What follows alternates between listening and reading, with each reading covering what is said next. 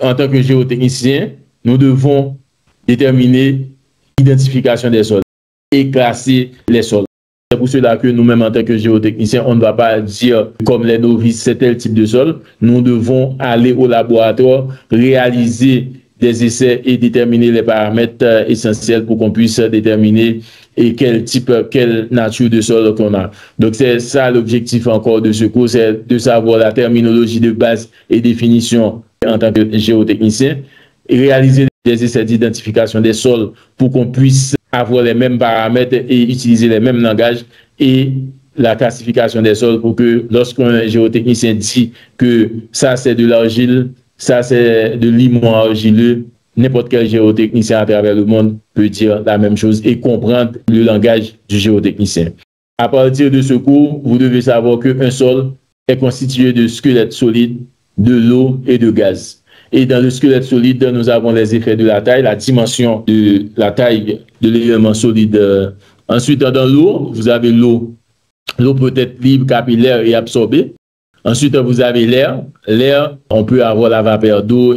Et ensuite, en termes de résumé, également la phase solide dans un sol.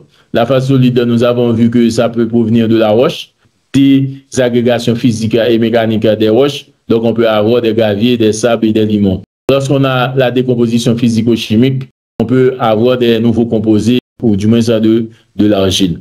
Dans la phase liquide, on peut avoir l'eau de constitution, l'eau libre, l'eau capillaire et l'eau liée à la nappe. Quand on va regarder la circulation de l'eau dans les sols, on va étudier de manière détaillée tous les différents types d'eau qu'on peut avoir. Ensuite, on a la phase gazeuse. Dans les sols non saturés ou partiellement saturés, la phase gazeuse est présente dans tout ou partie des pores sous forme de mélange d'air, de vapeur d'eau, de gaz carbonique. Dans le cadre de la géotechnique, nous allons utiliser uniquement l'air. En termes de sol en géotechnique, vous avez une partie solide, une partie liquide, une partie gazeuse. Et le sol est constitué de 3 phases. Et par après, nous allons regarder le diagramme des phases pour voir chaque élément qu'on peut retrouver dans une phase. Est-ce qu'il y a des questions? S'il n'y a pas de questions, je vais faire un quiz rapide. Il y a 5 questions. Vous allez répondre à ces questions pour voir si vous avez retenu quelque chose au niveau de ce qu'on a vu pour ce matin. Si vous avez terminé, il y a un lien Mentimeter dans le chat.